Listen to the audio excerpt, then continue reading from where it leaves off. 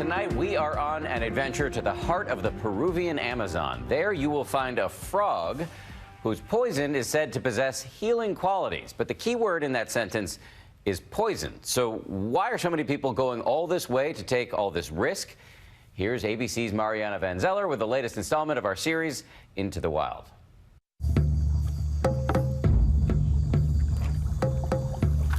In this otherworldly darkness of the Amazon, the only thing one can be sure of is that you're being watched. All the sort of most dangerous creatures, the poisonous snakes, they all like to come out at night. Look, a fish just jumped into the boat. We've put ourselves at the mercy of the untamed wilderness. Woo. In search of a fabled Amazonian tree frog that has long been used by tribes here. We'll see how many hours it takes to find this frog. Now in high demand, thousands of miles away, in the hills of Los Angeles, where ceremonies like this one have become the latest cleanse trend. Here, these people are poisoning themselves with the toxins from that frog. So just remember, the breath is your guide.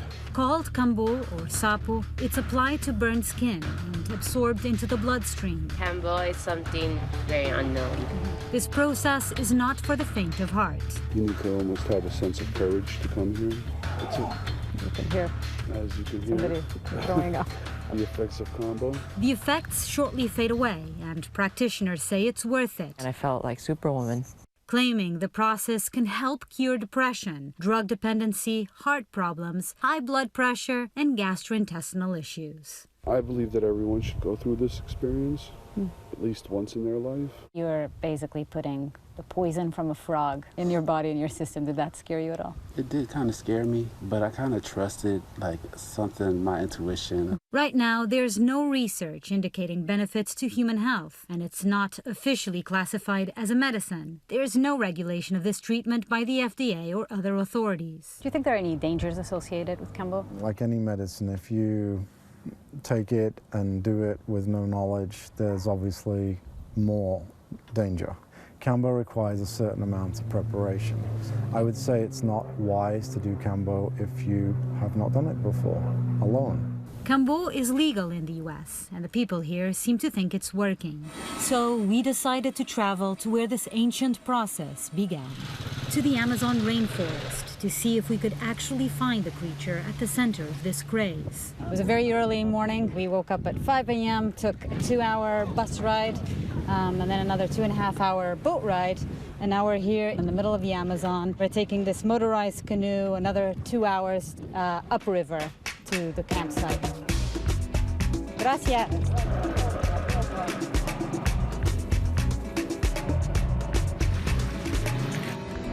So this is the dry season, so we have to take the long way around the river to get to the campsite. Tiene muchos turistas que vienen aquí procurando el sapo.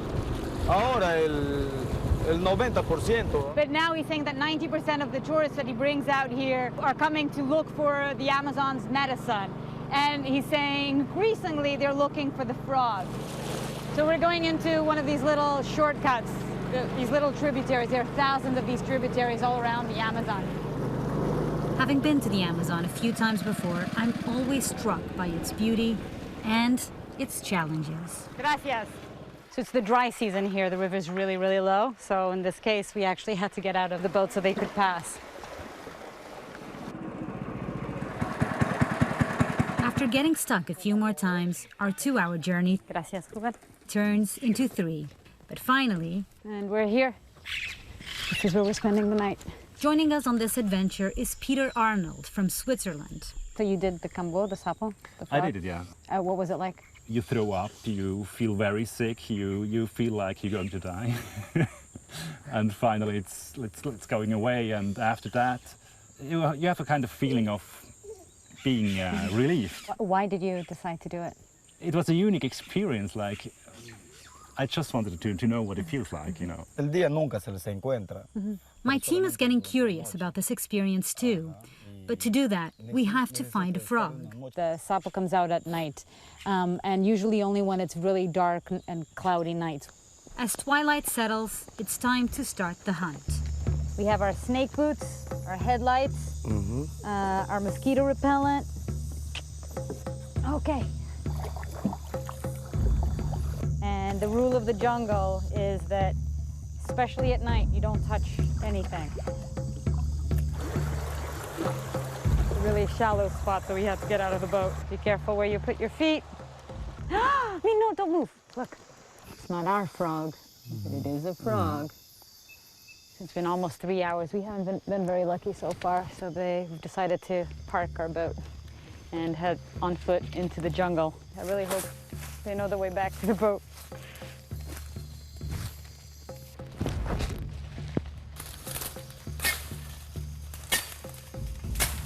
Ah, wow, look, there it is. That is amazing. Big, huh? Grande. Here, we hit the jackpot. We find not one, but 2 frogs. At night, that they just sit there, they don't do much. During the day, they're camouflage, so it's almost impossible to find them. But on our way back, we almost lose someone in our team in the process. So Jasmine, our producer, just lost her boot in the swamp here. With luck, we easily find our way back to the boat.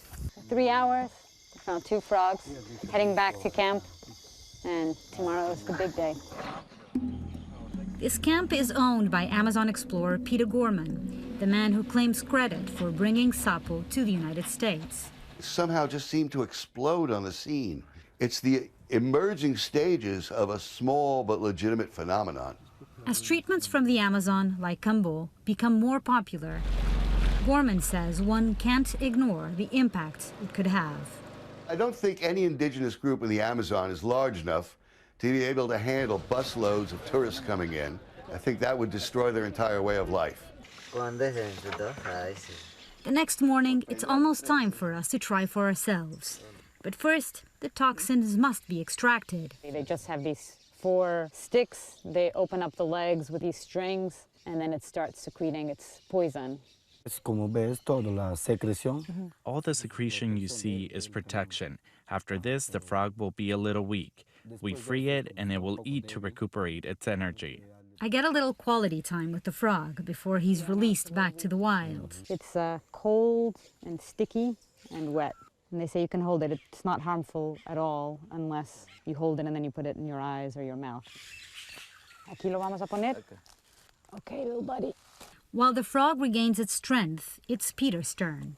The frog poison has been dried onto a stick and in the traditional Amazonian way, reconstituted with spit. What are you feeling? It's like heart pounding. That's a start. So I sit down. After making it all the way here, I can't back down now. In 15 seconds, he says I'm going to be able to feel it. Blood is rushing to my eyes, my head. Your heart is racing as fast as if you just ran a marathon. How are you feeling, Peter? I think I might need to throw up. The question is, why do people do this to themselves? I'm going to find out after how I feel. I believe this really works, like the detoxification of your body. A few hours later, Peter is feeling better. And as for me? Still a little lightheaded, but also sort of full of energy, almost back to normal. Miracle medicine? Maybe not, but the magic and wonder of the Amazon, undeniable. For Nightline, I'm Mariana Van Zeller in Peru.